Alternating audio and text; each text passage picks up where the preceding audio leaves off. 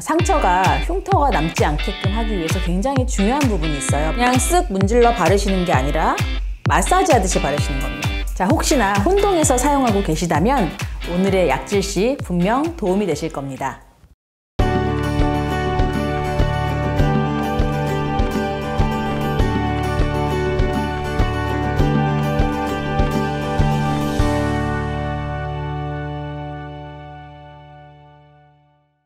안녕하세요.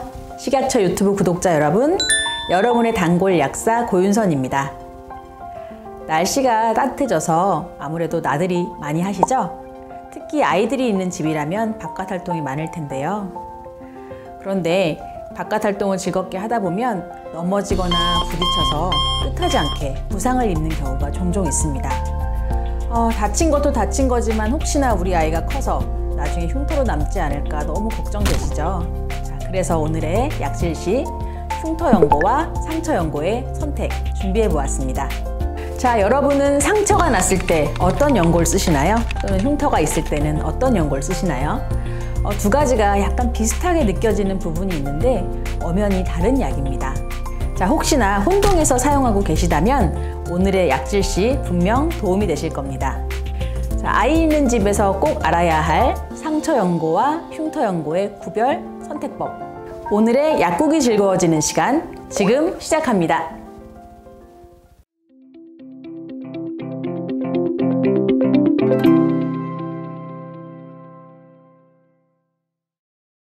자, 먼저 상처는 절개, 외상, 화상 등으로 인해서 피부가 손상된 상태를 말합니다. 정도에 따라서 출혈이나 진물을 동반하기도 하는데요. 쉽게 말해 칼에 베이고 쓸리고 벗겨지는 그 모든 것을 상처라고 할 수 있어요. 그리고 흉터는 상처가 딱지를 이루었다가 떨어지게 되고 아무는 과정, 즉 예쁘게 아직 배열되지 못한 피부의 회복 과정을 말합니다.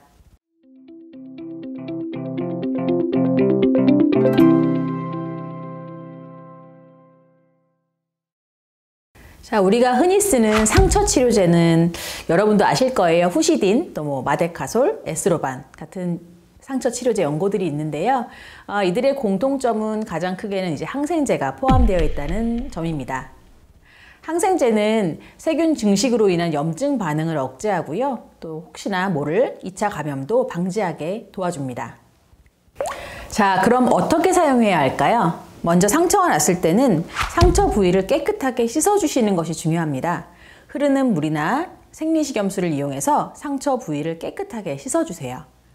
자, 그리고 소독약은 써야 되나 안 써야 되나 고민이 많으실 텐데요. 쓰셔도 되기는 합니다만 상처 부위에 직접 닿는 것은 피하시는 게 좋아요. 그러니까 상처 주변부를 닦아주시는 용도로만 사용하시는 것이 좋습니다. 상처 연고는 상처가 생기기 시작한 순간부터 바르기 시작해서 한 1, 2주 정도, 아무는 정도에 따라서 1, 2주 정도 발라주게 됩니다. 상처의 모양이나 형태, 종류에 따라서 연고가 달라질 수가 있기 때문에 단골 약국을 방문하셔서 자세한 모양이나 상처를 설명하시고 상담 받으시는 게 좋을 것 같습니다.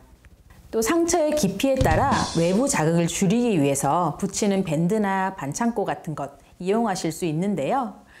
이 중에서는 수분 밴드를 사용해 보시는 걸 권해드립니다. 상처가 흉터가 남지 않게끔 하기 위해서 굉장히 중요한 부분이 있어요. 바로 상처 부위의 습도입니다. 습도를 유지하고 또 외부에 있는 균으로부터 상처를 보호하는 데 수분 밴드를 적절히 사용하시면 아마 큰 도움 되실 겁니다.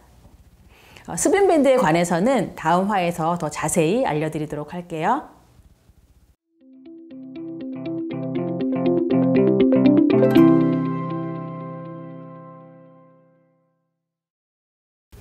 자, 이렇게 잘 관리를 했는데도 흉터가 남은 경우는 어떻게 할까요?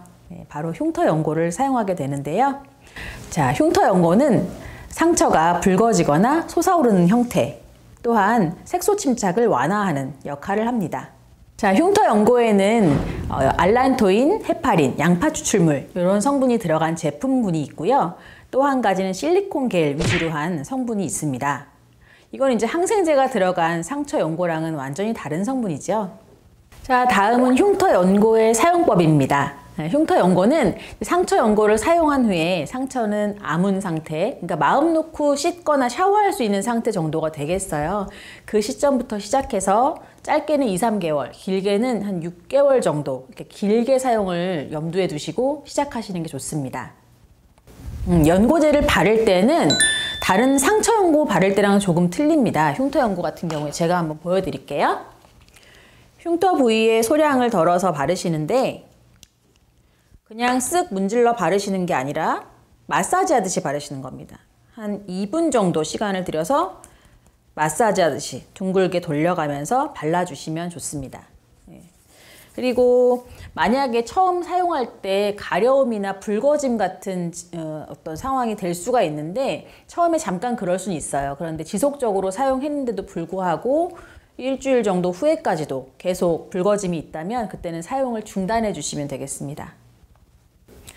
또 기본적으로 흉터 연고는 콜라겐의 과도한 합성으로 인해서 약간 솟아오른 형태의 흉터에 효과가 납니다. 그래서 만일에 움푹 패인 형태의 흉터가 생긴 경우에는 약부터 바르시기보다는 피부과 전문의와 상담하신 후에 사용하시는 걸 권해드립니다.